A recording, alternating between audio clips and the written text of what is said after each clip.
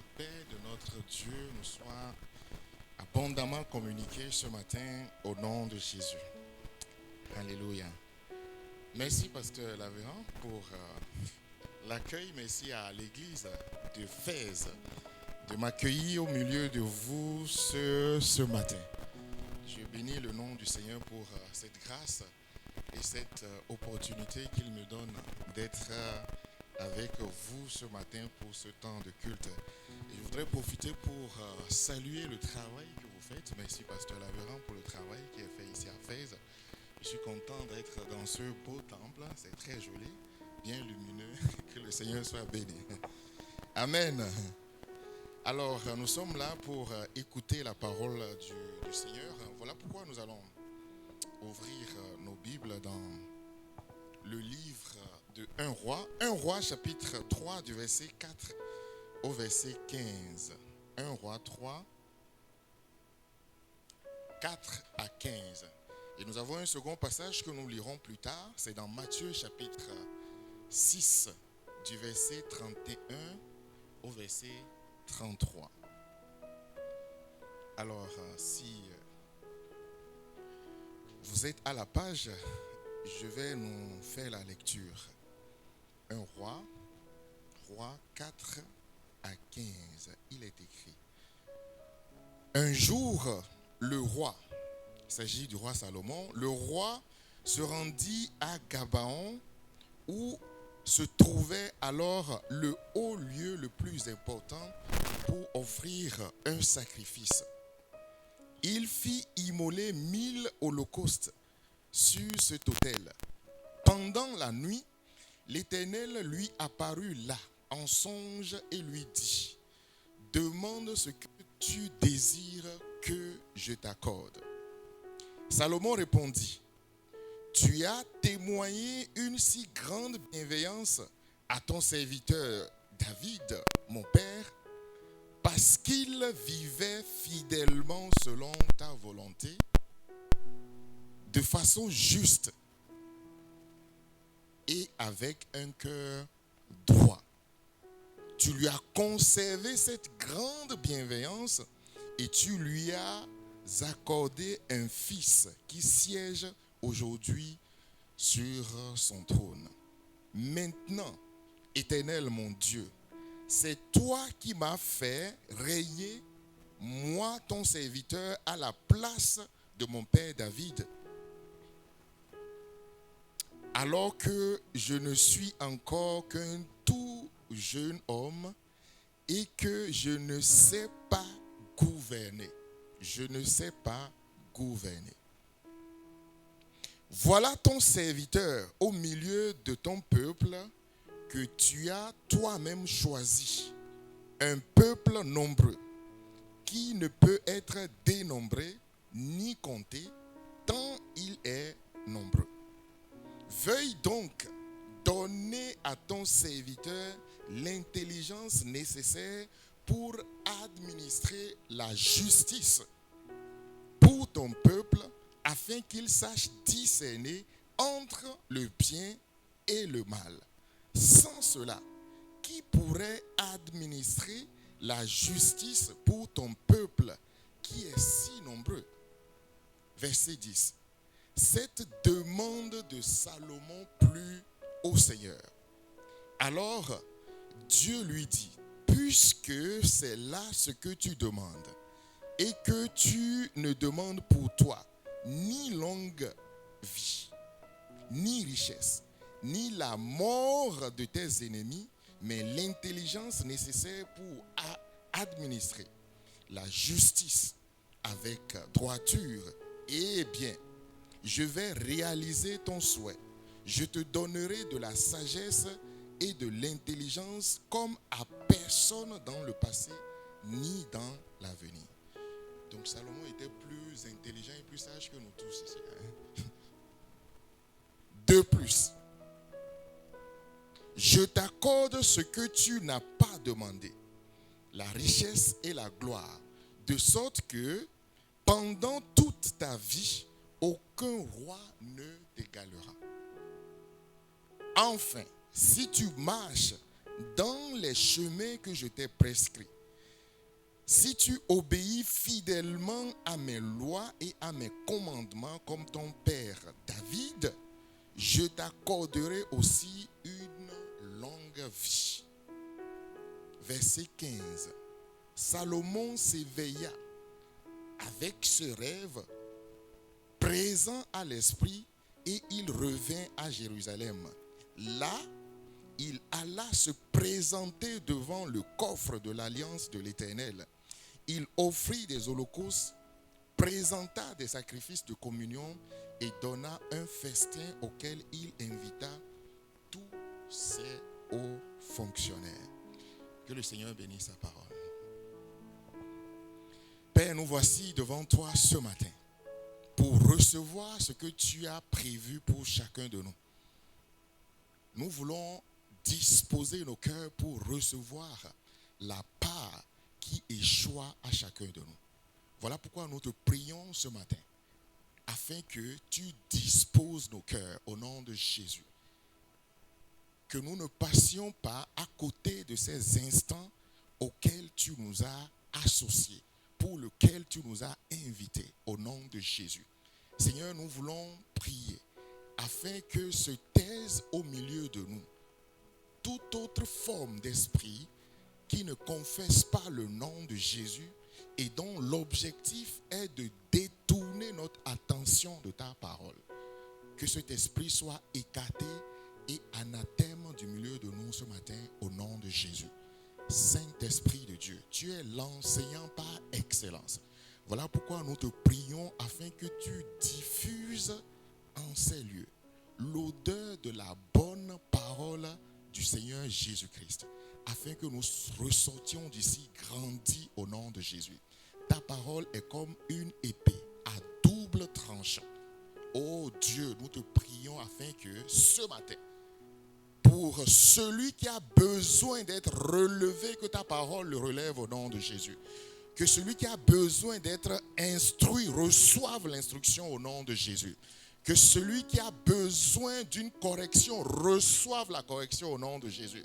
Que celui-là, oh Dieu, qui a besoin de la foi, oui, que la foi naisse à l'écoute de ta parole ce matin, dans le nom de Jésus-Christ de Nazareth. Béni sois-tu alors que nous sommes assis à tes pieds pour t'écouter. Au nom de Jésus, nous avons prié. Amen.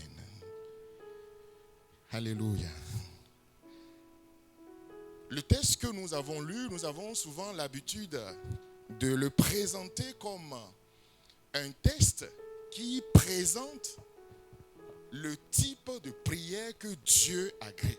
Et cela à juste titre d'ailleurs, puisque dans ce passage, à l'issue de la demande de Salomon, la Bible nous dit que la prière que ce dernier a faite à Dieu plut au Seigneur. Donc c'est une prière que Dieu a créée, une prière que Dieu a aimée. C'est biblique. Mais ce matin, je ne voudrais pas nous enseigner ou prêcher autour de la problématique de la prière qui agrée, que Dieu agrée. Non. Même si ce texte nous parle de cela, je parlerai davantage de la situation de Salomon ici, qui était donc au début de son règne. Au début de sa gouvernance, il est donc appelé à régner, à succéder à son père David. Et ce règne, cette gouvernance, comment entend-il mener donc son règne? Comment entend-il inscrire sa gouvernance, son règne? C'est autour de ces notions que je voudrais nous entretenir ce matin. Et voilà pourquoi j'ai intitulé la prédication de ce matin « Initiation à la gouvernance d'un règne stable et durable ». Initiation à la gouvernance d'un règne stable et durable. Le premier constat que j'ai fait à la lecture de ce passage qui a attiré mon attention, c'est au verset 5. La parole de Dieu nous dit, c'est Dieu qui parle à Salomon et lui dit, demande ce que tu désires que je t'accorde. Dieu s'approche de lui et lui dit, demande ce que tu veux que je t'accorde. Cette approche du Seigneur a attiré mon attention, m'a interpellé. Pourquoi? Parce que généralement, ce sont les chrétiens, ce sont les croyants, les fidèles qui s'approchent du Seigneur pour présenter à Dieu leurs demandes, pour présenter à Dieu leurs requêtes. Ici, Salomon, il était là tout peinard, un roi nouvellement intronisé, et Dieu s'approche de lui pour lui dire: demande ce que tu désires que je t'accorde. Rappelez-vous des multiples prières de son père David, dont certaines sont relatées dans les psaumes. Par exemple, ici au chapitre 86, David prie ici, au verset 1, psaume 86 donc, au verset 1, il dit: Éternel, prête l'oreille, exauce-moi. Oui, non, son père David est en train de prier le Seigneur ici. Exauce-moi, dit-il, car je suis malheureux et indigent. Garde mon âme, car je suis pieux. Mon Dieu, sauve ton serviteur qui se confie en toi. Aie pitié de moi, Seigneur, car je crie à toi tout le jour. Vous voyez son père ici, par exemple, il est en train de présenter à Dieu l'état de son cœur, sa demande. Mais Salomon, Dieu se présente à lui, il n'a rien demandé. Et Dieu lui dit: qu'est-ce que tu veux que je fasse pour toi? Qu'est-ce que tu désires que je t'accorde? Alléluia. Dieu s'approche de nous ce matin avec cette intention en tant qu'Église, en tant que corps du Christ, avec ce désir de faire du bien à chacun de nous. Amen. Avec ce désir de nous faire du bien. La vie de Salomon, bien-aimé dans le Seigneur, est marquée par des privilèges, des grâces dont il a bénéficié alors qu'il ne les a pas méritées. Il a bénéficié d'un certain nombre de grâces et de privilèges qu'il n'a pas demandé, qu'il n'a pas recherché, mais Dieu lui a accordé un certain nombre de grâces. Et je voudrais souligner 3 avant de revenir sur le contenu de la prière qu'il a faite à Dieu. Premièrement, le choix de Salomon comme successeur du roi David. Il ne l'a pas demandé. Et quand on regarde les enfants du roi David, Salomon était le 10e fils du roi Salomon, du roi David. Il était le 10e. Lisons dans 1 Chronique chapitre 3, à partir du verset 1, pour voir les fils de Salomon qui sont cités là, qui pouvaient prétendre légitimement à la succession du roi David, leur père. Il est écrit: voici les fils de David qui lui naquirent à Hébron. Le premier, Amnon, on le connaît très bien. d'Achinoam de Jisraël. Le second, Daniel d'Abigaël de Carmel. Au verset 2, il est écrit: le troisième, Absalom. On le connaît. Et au verset 3, au verset 2, pardon, le quatrième, Adonijah. On cite là les fils de David. Au verset 3, il est écrit: le cinquième, Shephatia. Le sixième, Jitréam. Au verset 4, il nous dit: ces 6 lui naquirent à Hébron.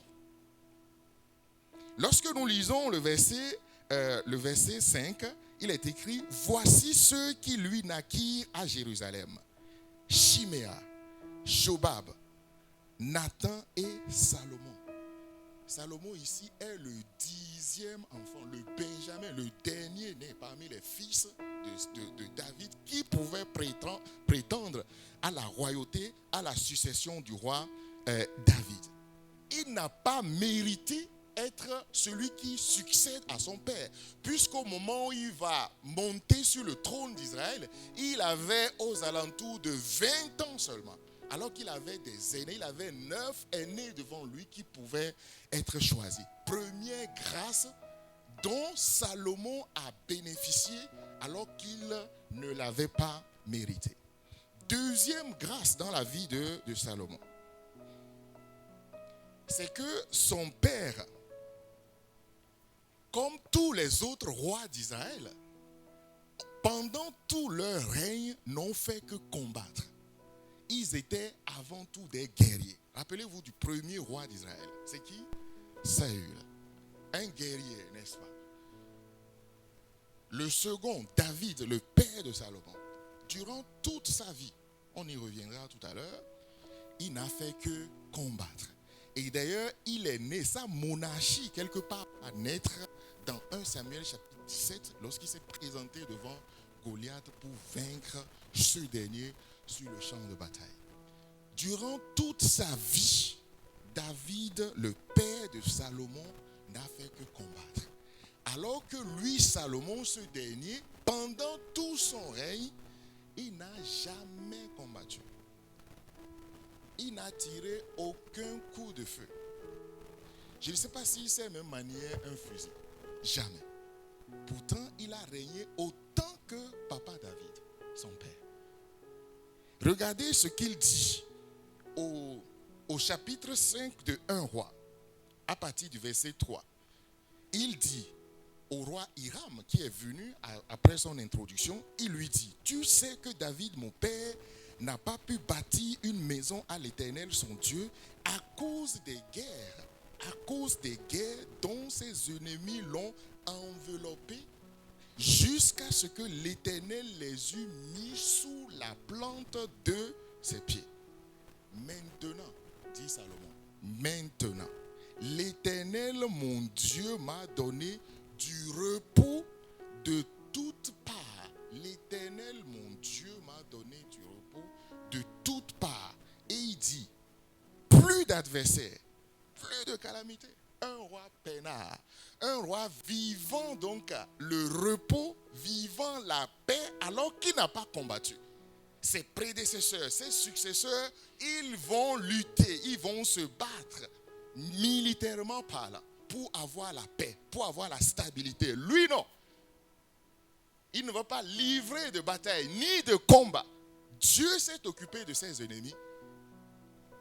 Il vivra donc cette deuxième typologie de grâce, de bienfait de la part de l'Éternel.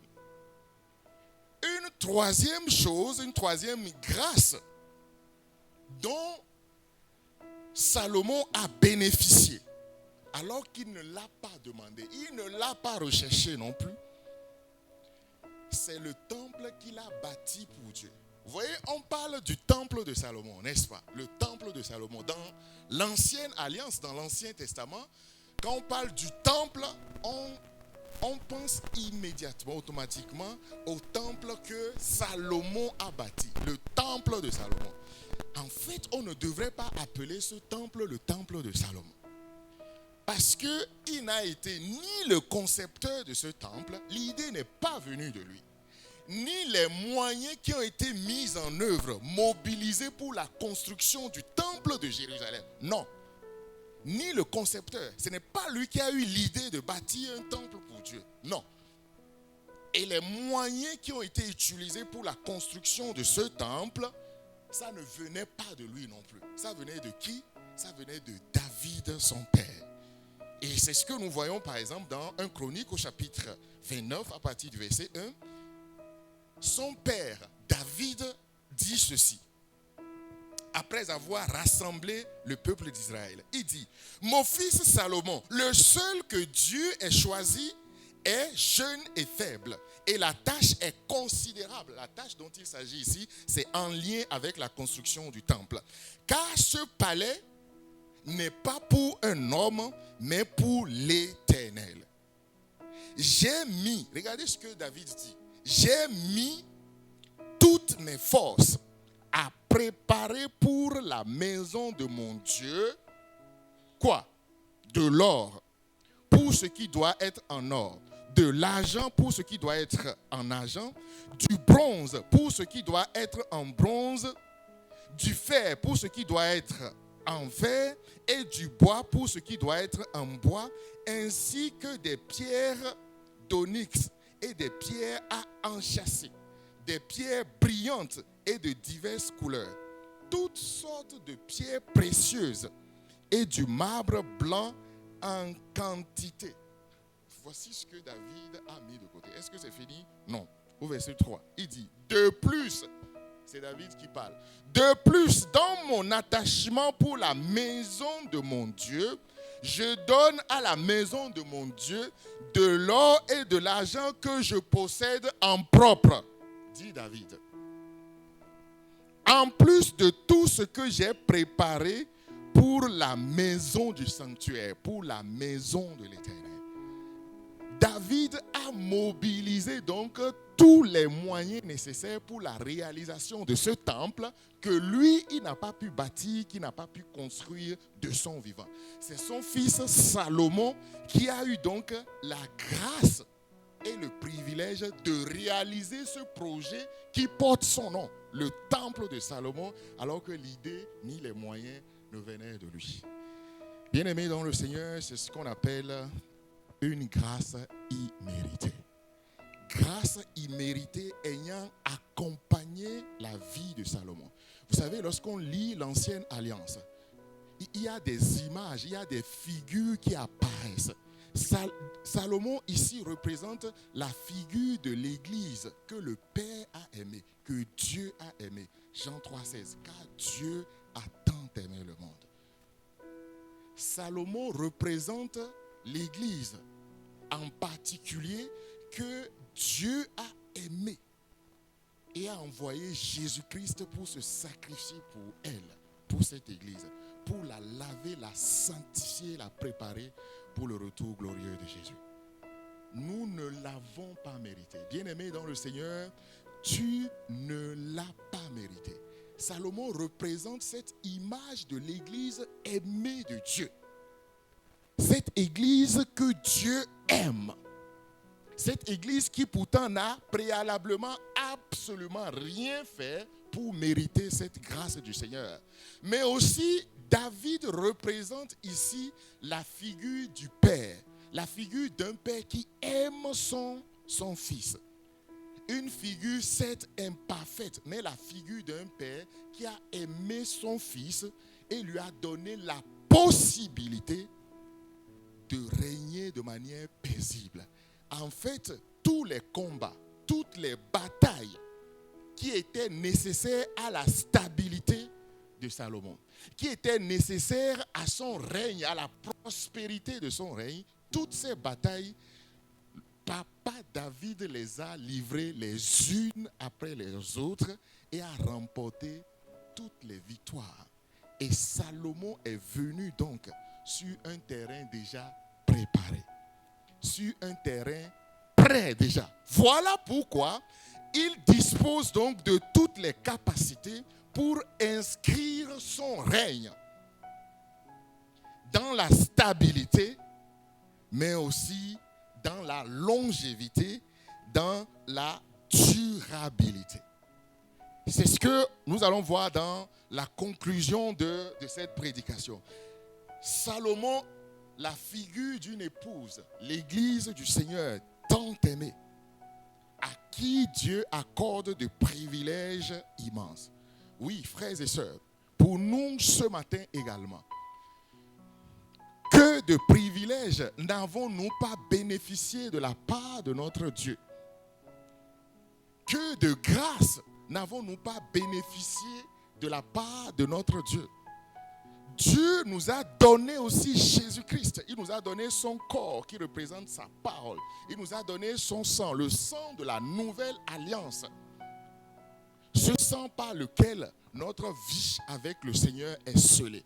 Ce sang qui garantit la victoire du chrétien, qui garantit la victoire de l'Église. Et Dieu nous a donné aussi son esprit qui nous capacite, qui nous donne la force, qui nous donne le pouvoir, qui nous donne les possibilités pour pouvoir agir et vivre dans ce monde avec le pouvoir, avec tout ce dont un enfant de Dieu doit manifester. Rappelez-vous le chant que nous avons chanté tout à l'heure. Je sais qui je suis, n'est-ce pas? Je sais quoi encore? Je sais où je suis. Dis-moi, tu es où ce matin? À l'église évangélique au Maroc, paroisse de Fès. C'est ça? Je sais où je suis. Tu es où? Papa, tu es où ce matin?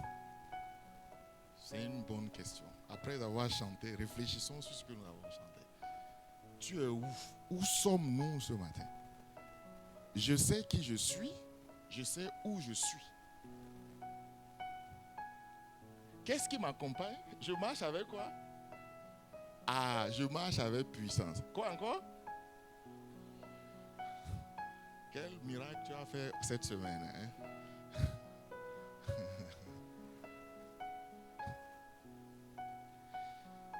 Vous savez, le roi, justement, on l'appelle le souverain. Le roi, il acquiert ou bien il a le titre de souverain, c'est-à-dire il a la capacité ou bien il a le droit de vie et de mort même sur tout ce qu'on appelle les sujets.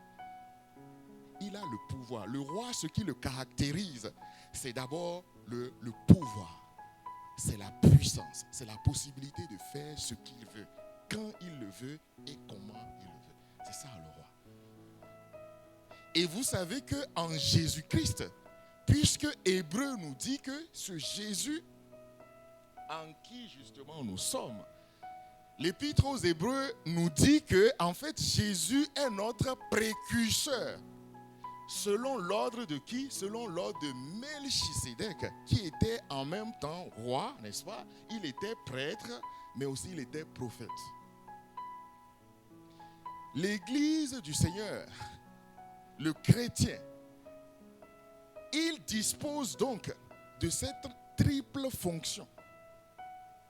Roi, prêtre, mais aussi prophète pour Dieu. Et la dimension de royauté ici, puissance, c'est la force, c'est les capacités que nous donne l'Esprit de Dieu. Le Seigneur nous a donné aussi, en plus de Jésus, l'Esprit Saint. Il nous a donné quoi d'autre? Il nous a donné l'Église. Un cadre dans lequel toi et moi, nous nous édifions, nous grandissons spirituellement. Dieu nous a donné l'Église. Et il a donné de capacités diverses à chacun de nous pour que nous soyons édifiés les uns les autres. Pour que tu sois une source de bénédiction pour moi, pour que je sois une source de bénédiction pour toi. Voilà pourquoi dans Éphésiens chapitre 4, toutes ces grâces, ces personnes, ces ministères que Dieu a établis dans l'Église ont pour fonction, ont pour but l'édification du corps du Christ, la croissance du corps de Christ, l'Église à l'image de Jésus-Christ lui-même. Et la question qu'on peut se poser ce matin, frères et sœurs dans le Seigneur, c'est de savoir quel est le résultat de ces grâces du Seigneur dans ta vie. Quels sont les résultats que ces grâces que le Seigneur a départies dans ma vie, dans ta vie, quels sont les résultats produits? Quels sont les effets? Que fais-tu avec ces grâces, ces dons que le Seigneur t'a donnés? Qu'est-ce que cela produit dans ta vie de tous les jours? Produit dans ma vie de tous les jours comme impact, comme résultat. Voici la question que nous devrions nous poser. Dieu a investi déjà en chacun de nous et nous laisse dans une église locale pour que nous continuions à être édifiés, à être bénis. Qu'est-ce que cela produit dans ma vie? Qu'est-ce que cela produit dans ta vie? Écoutez ce que Jésus dit à propos des grâces multipliées qu'il nous accorde. Dans Luc chapitre 12, au verset 48, il est écrit: car à chacun à qui aura été beaucoup donné, il sera beaucoup redemandé. Je reprends. Car à chacun à qui il aura été beaucoup donné, il sera beaucoup redemandé. Et à celui à qui il aura été beaucoup confié, il sera plus redemandé. Autre question. Qu'est-ce que le Seigneur t'a donné? Puisqu'il est écrit, à chacun à qui il aura été beaucoup donné. Qu'est-ce que le Seigneur t'a donné? Qu'est-ce que le Seigneur m'a donné pour lequel je peux être redevable envers lui? Puisqu'il dit à chacun ou à quiconque à qui il aura été beaucoup donné, il sera beaucoup redemandé. Qu'est-ce que Dieu m'a donné? Qu'est-ce que Dieu t'a donné pour lequel j'ai des comptes à rendre, pour lequel tu as aussi des comptes à rendre? Qu'est-ce que le Seigneur t'a donné? Est-ce les millions qui sont dans ton compte en banque?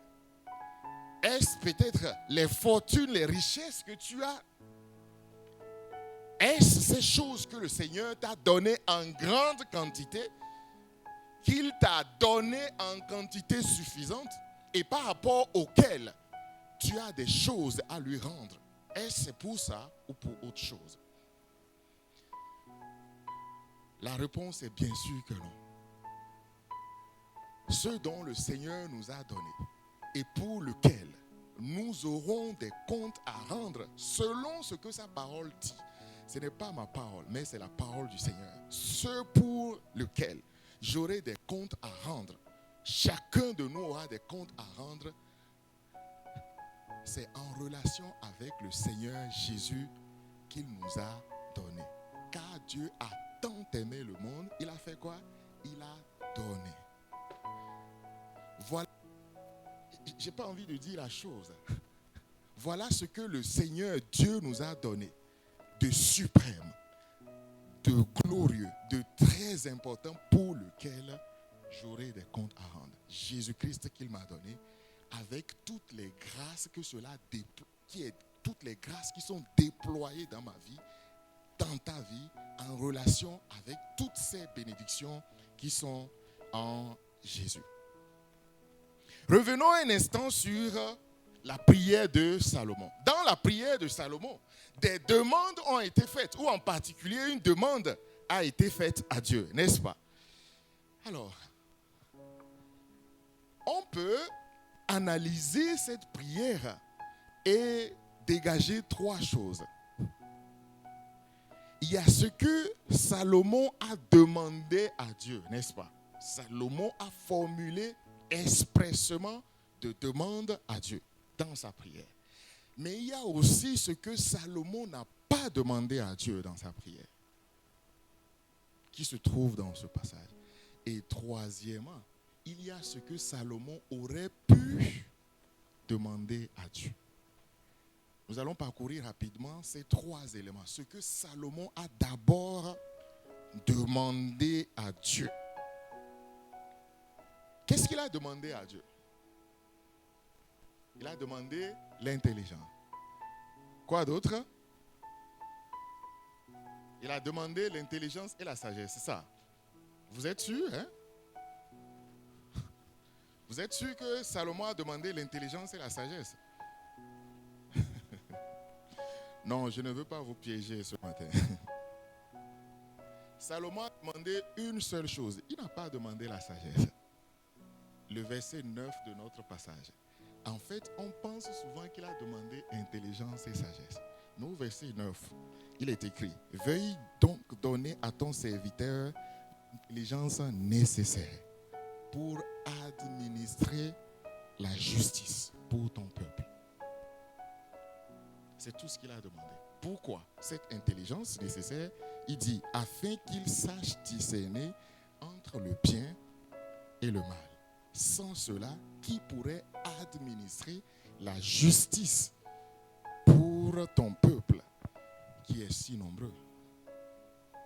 Salomon a demandé l'intelligence. Mais Dieu va lui répondre, n'est-ce pas? Et lorsqu'on analyse cette prière ou bien cette demande, en fait, la demande de Salomon, qui est une prière excellente selon la réponse de Dieu, ou l'appréciation de Dieu par rapport à cette prière, Dieu dit que c'est une prière bonne, n'est-ce pas? Une prière qui a plu à Dieu. Ça, l'appréciation de Dieu. La prière de Salomon est donc centrée sur l'excellence dans son ministère. Puisqu'il est appelé pour être roi, il fait quoi? Et gouverner, administrer la justice afin que le peuple sache discerner le bien et le mal.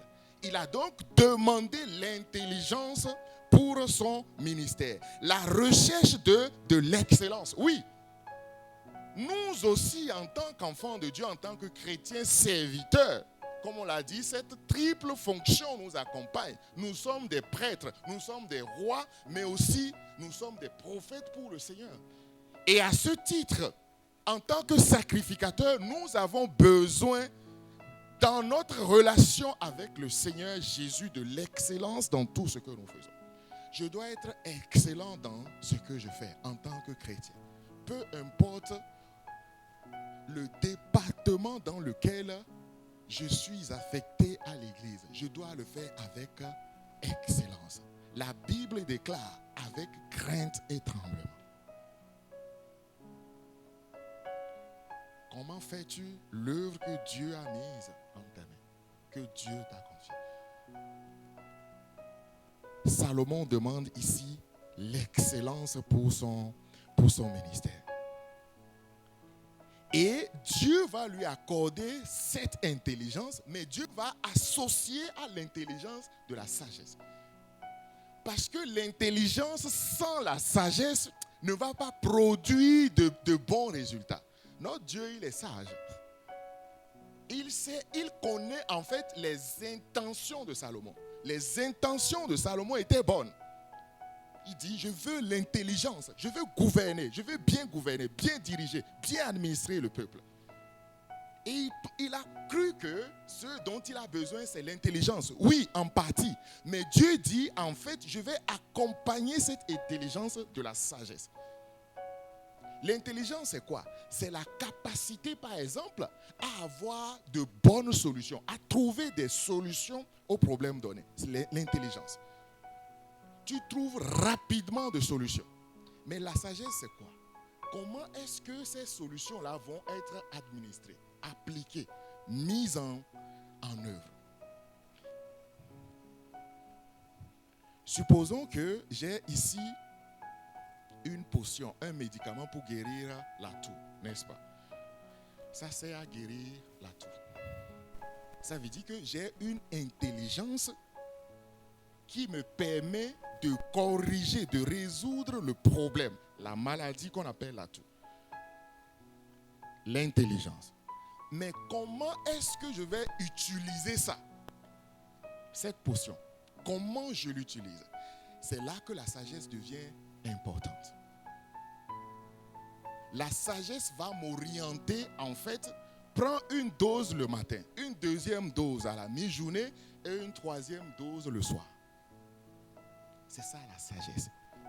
C'est vrai que tu as la solution, mais comment cette solution va être utilisée? Salomon, dans sa prière, il demande intelligence. Oui, mais Dieu dit, intelligence sans sagesse, ça ne va pas bien fonctionner. Dieu dit, ok, j'associe la sagesse à cette intelligence. Et en plus, est-ce que c'est ça seul que Salomon a obtenu? Intelligence et sagesse. Intelligence associée à la sagesse. Il va obtenir, ce que j'appelle ici des bonus. Mais quand c'est Dieu qui t'accorde des bonus, ce n'est pas les bonus des supermarchés. Hein? Dieu donne des bonus à Salomon. Ces bonus-là, c'est quoi? Richesse et gloire. Alléluia.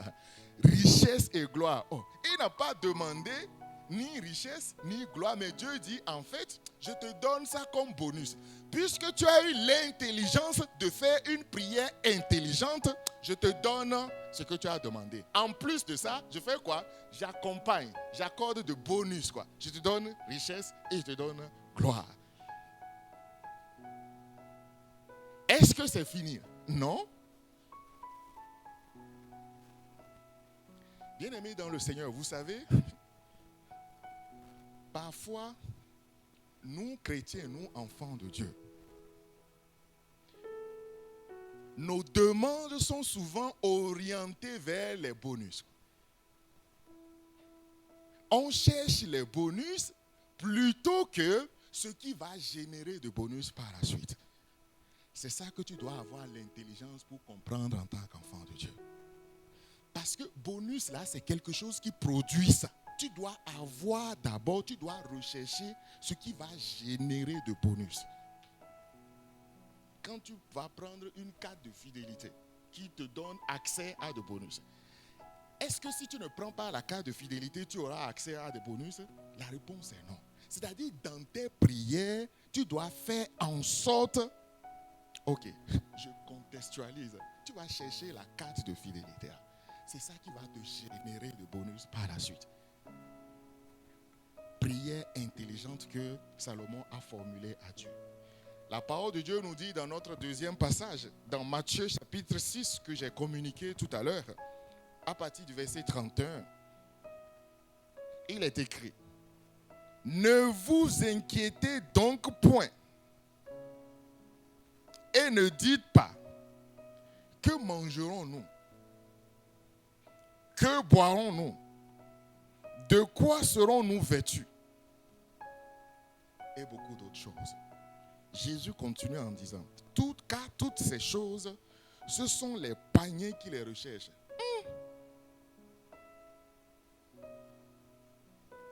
En fait, chercher à manger, là, c'est païen, quoi. Chercher à boire, c'est païen. Chercher à s'habiller, là, c'est païen. C'est pas moi qui ai dit ça, hein? C'est Jésus qui a dit ça, n'est-ce pas? C'est pas ma parole, c'est la parole de Jésus. Il dit, chercher à manger, c'est païen. Il dit, chercher à manger. Il faut avoir l'intelligence pour comprendre ça. Chercher à manger, ne cherche pas à manger. Ça, c'est des bonus, ça. Alléluia. Est-ce que quelqu'un a compris ce matin? Chercher à manger, ça là c'est païen. Chercher, être à la recherche de manger, ça c'est païen. Être à la recherche de boire, comment boire, ça c'est païen. Être à la recherche de, comment je vais m'habiller, où est-ce que je vais dormir, ça là c'est païen. Et qu'est-ce qui n'est pas païen, qu'est-ce qui est chrétien alors? Au verset 33, voilà pourquoi Jésus dit: cherchez premièrement le royaume et la justice de Dieu. Et toutes ces choses vous seront données par-dessus. Alléluia. Les bonus là, manger, boire, s'habiller, se loger, se déplacer. Ça, c'est des bonus qui accompagnent quoi? La recherche du royaume et de la justice de Dieu. Reçois-le ce matin au nom de Jésus. L'intelligence de rechercher d'abord ce qui compte et par-dessus tout ce que tu recherches là, cela viendra t'accompagner. Voici ce que Salomon a demandé, l'intelligence pour gouverner, n'est-ce pas? Mais il y a des choses qu'il n'a pas demandé, que Dieu souligne dans ce passage. Au verset 11, il est écrit: alors Dieu lui dit, puisque c'est là ce que tu demandes, et que tu ne demandes pour toi ni longue vie. Ça, c'est ce qu'il n'a pas demandé, n'est-ce pas? Dieu dit, tu n'as pas demandé ça. Alors que légitimement, il aurait pu demander ça. C'est trois choses. Il y a trois choses ici qu'il aurait pu demander. Alors que tu ne demandes pour toi ni longue vie. Tu ne demandes quoi d'autre? Ni richesse, ni la mort de tes ennemis. Ça, la mort de ses ennemis-là, je serais à la place de Salomon. Il allait demander ça premièrement, quoi. Pourquoi? Parce que Salomon lui-même, il a dit, il dit que son père n'a pas pu bâtir le temple à cause de quoi? À cause des guerres que lui ont livrées les ennemis et des calamités qui se sont abattues sur lui. Il sait ça, les ennemis, il a combattu les Amoréens, les Philistins, les Jébusites, tout le monde, il a combattu. Et jusqu'à ce qu'il n'a pas pu construire, réaliser le projet de sa vie. Moi là, je dis, Seigneur, zigouille tous mes ennemis là, quoi. Je commence d'abord par là, quoi. N'est-ce pas? On commence par, ok, je suis en paix, et puis après, le reste, là, on va voir, quoi. Non, il n'a pas demandé ça, alors qu'il aurait pu demander. Ces trois choses, longue vie, richesse, la mort ou bien l'extermination des ennemis. ce qu'il aurait pu demander qu'il n'a pas demandé. Comment obtient-on chacun de ces trois choses que Salomon n'a pas demandé? Premièrement, la mort des ennemis. Comment obtient-on, sur la base de la parole de Dieu, de la révélation de la parole de Dieu, comment obtient-on la mort de nos ennemis? La réponse est dans le texte. Comment? On obtient la mort, en fait, la mort des ennemis ici. C'est Dieu lui-même qui s'en charge. C'est déjà réglé. Alléluia. C'est déjà réglé. La mort des ennemis, c'est déjà réglé. Dieu lui-même s'est occupé. Et dès le commencement, il a dit, on l'a lu ça tout à l'heure, quand le roi Hiram est venu le voir, il a dit, non, mon père n'a pas pu construire à cause des ennemis. Maintenant, vous vous rappelez le texte? Il dit, mon père David n'a pas pu bâtir une maison à l'Éternel à cause des guerres dont ses ennemis l'ont enveloppé, jusqu'à ce que l'Éternel les eût mis sous la plante de ses pieds. Jusqu'à ce que l'Éternel les eût mis sous la plante de ses pieds. En fait, Dieu s'est déjà occupé des ennemis de David et des ennemis de Salomon. Et c'est ce qu'il va dire au verset 4 de 1 roi 5 que j'ai lu tout à l'heure. Maintenant, l'Éternel, mon Dieu, m'a donné du repos de toutes parts, et il ajoute, plus d'adversaires, plus de calamités. Ça, c'est déjà résolu. Dieu s'en occupe. Bien-aimé dans le Seigneur, quels sont tes ennemis? Qui te combat? Avec qui spirituellement livres-tu de guerre, de combat, de bataille? Qui te poursuis-tu? La nuit, tu rêves, c'est la même personne. Qui est ton ennemi? Qui est cet adversaire qui te poursuit? Le Seigneur t'accorde la victoire ce matin au nom de Jésus. Tu as la victoire sur chacun de ses ennemis. Dieu les met sous tes pieds et ils deviennent ton marche-pied au nom de Jésus. La mort des ennemis que Salomon n'a pas demandé, la solution se trouve déjà en Jésus. C'est déjà accompli, c'est déjà fait, c'est déjà réalisé. Deuxième chose qu'il n'a pas demandé, c'est quoi? La richesse. Alors, comment on obtient la richesse? Comment on obtient la richesse? Selon la sagesse de Dieu que nous avons dit tout à l'heure. On obtient la richesse comment? Qui m'a suivi tout à l'heure? Comment on obtient la richesse? En faisant quoi? En faisant la face de Dieu. Richesse là, c'est quoi? C'est quoi? Ah, très bien, vous m'avez suivi.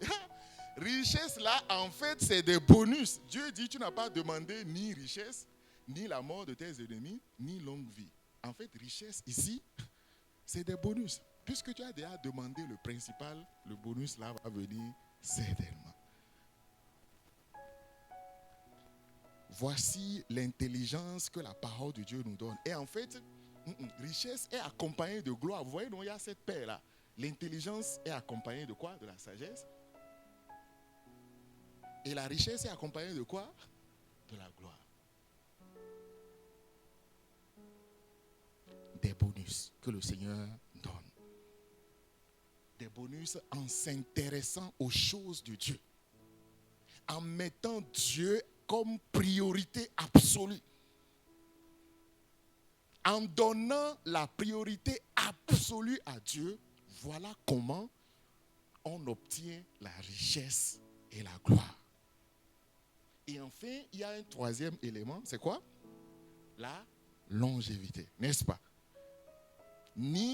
C'est par là que ça commence d'ailleurs. Tu ne demandes pour toi ni longue vie.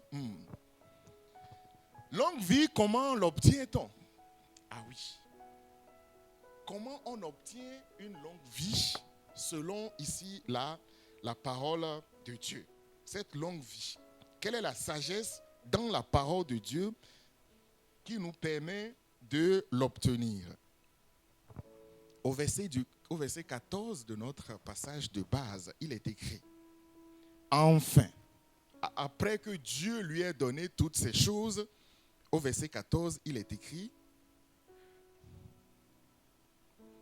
merci, enfin, si tu marches dans les chemins que je t'ai prescrits, si tu obéis fidèlement à mes lois et à mes commandements comme ton père David, je t'accorderai aussi une longue vie. Ça, c'est ce que Salomon aurait pu demander, qu'il n'a pas demandé. Ce qu'il a demandé, ce qu'il n'a pas demandé, et ce qui, très important, qu'il aurait pu demander, mais qu'il n'a pas demandé, la longue vie. C'est par là que nous allons terminer. Quelle est la condition pour cette longue vie? Premièrement, marcher dans les chemins prescrits par le Seigneur. Deuxièmement, obéir fidèlement à ses lois. Et troisièmement, obéir fidèlement à ses commandements. Le verset 14 de notre passage de base. Voilà les secrets qui permettent donc d'obtenir la sagesse de la longévité se trouve là. Notre thème de ce matin, c'est quoi?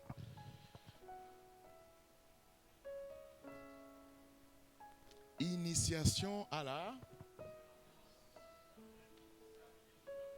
Très bien. Vous avez vu le mot gouvernance dans le test, non, de base?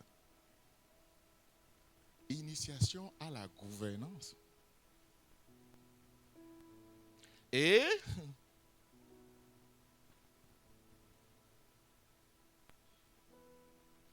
Dieu met ici la durabilité au cœur du règne. Cette durabilité contient deux aspects. Il y a une dimension actuelle et une dimension à venir, c'est-à-dire l'héritage que ton règne laisse. Je ne veux pas développer ça. Revenons sur ces trois conditions pour pouvoir vivre durablement. Et en fait, s'il y a quelqu'un à qui Salomon d'abord devrait se comparer, c'est ce que Dieu dit, n'est-ce pas? Si tu observes comme Salomon, comme David ton père, s'il y a quelqu'un qui doit être le modèle de gouvernance de Salomon, c'est qui? C'est son père, n'est-ce pas? Puisque c'est ce que Dieu a dit et lui-même il a attesté. Il dit que maintenant mon père a été... Vous voyez, donc c'est ce qu'il a dit au début de sa prière à Dieu.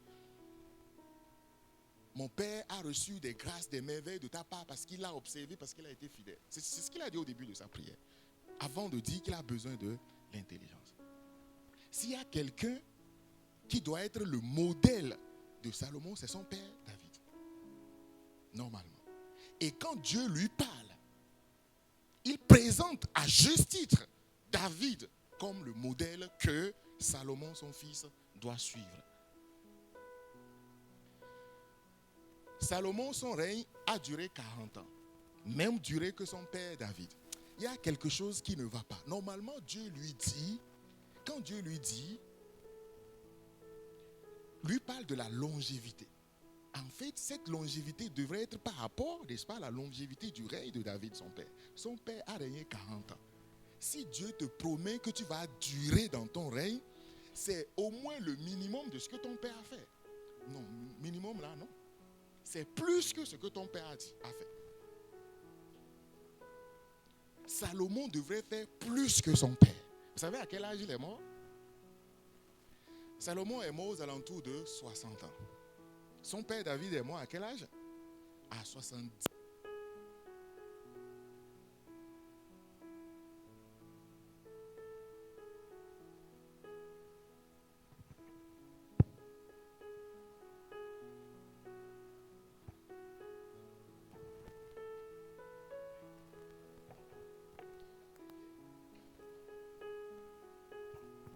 Ici. Et il est mort aux alentours de 60 ans. C'est-à-dire, il est mort 10 ans de moins par rapport à son père. Il y a quelque chose qui ne va pas, n'est-ce pas? La longévité que Dieu lui avait promise, il ne l'a pas vécue. Salomon devrait vivre 80 ans ou bien 85 ans, puisqu'il y a une clause de longévité dans l'alliance entre lui et Dieu. Vous savez, Dieu a parlé à Salomon combien de fois au total? 3 fois. 3 fois. Dans 1 roi chapitre 3, 1 roi chapitre 9 et 1 roi chapitre 11. La première fois, c'est le texte que nous avons lu ce matin. La deuxième fois, au chapitre 11, Dieu réapparaît et parle à Salomon après la dédicace. C'est 20 ans après le début de son règne, lors de la consécration du temple. Dieu lui parle. Il dit, j'ai écouté la prière. Vous vous rappelez, lors de la dédicace du temple, la prière qu'il a faite, Dieu dit, j'ai écouté ta prière. Dieu renouvelle l'alliance qu'il a faite à Salomon au début de son règne. Sois fidèle, observe mes lois et mes commandements. La deuxième fois au chapitre 11, au chapitre 9. Et la troisième et dernière fois, c'est au chapitre 11 quand Dieu va lui dire, je te rejette. Ton royaume sera divisé. Mais à cause de l'amour du Père, ton royaume ne sera pas divisé de ton vivant. Après toi, ton royaume sera divisé. Salomon a été l'auteur de la division du royaume d'Israël entre Jéroboam et Roboam. Royaume d'Israël au nord, capitale Samarie, et royaume de Juda au sud, capitale Jérusalem. La condition de durabilité de son règne, c'était donc ces 3 choses. Marcher dans les chemins de Dieu, obéir aux lois de Dieu et obéir aux commandements de Dieu. Quelle est la différence entre les commandements de Dieu et la loi de Dieu? Est-ce que c'est des synonymes? Non. Je n'ai pas le temps de développer ces 3 choses. Marcher dans les chemins de Dieu. Obéir aux lois et obéir aux commandements. Les lois de Dieu, ce sont les prescriptions qu'il a données au peuple de l'Alliance. La loi de Moïse, la Torah, le Pentateuque, la loi de Dieu, qui a pour but de conduire, d'amener le peuple à vivre selon les principes de l'Alliance, à vivre une relation conforme à la pensée de Dieu. Et Dieu dit justement à propos de ces lois, Dieu avait déjà imaginé que le peuple d'Israël allait avoir des rois à sa tête. Et dans Deutéronome chapitre 17, au verset 18, il dit, quand il accédera au trône, c'est-à-dire le roi d'Israël, quand il accédera au trône, y compris Salomon, c'est-à-dire dans Deutéronome, Dieu avait déjà mis des choses en place. Au chapitre 17, il dit, quand le roi d'Israël, peu importe qui il est, quand il accédera au trône, il écrira sur un livre pour son usage personnel, une copie de cette loi, une copie de toute la loi, que lui communiqueront les prêtres lévites. Cette copie ne lui quittera pas et il y lira tous les jours de sa vie afin qu'il fasse quoi? Qu'il apprenne à craindre l'Éternel son Dieu. La loi, elle est là, elle est prescrite pour nous éduquer, pour nous amener à craindre le Seigneur. En obéissant à toute cette loi, en appliquant toutes ces ordonnances. Ainsi, il ne s'enorgueillira pas pour s'élever au-dessus de ses compatriotes et il ne déviera de la loi ni dans un sens ni dans un autre. De sorte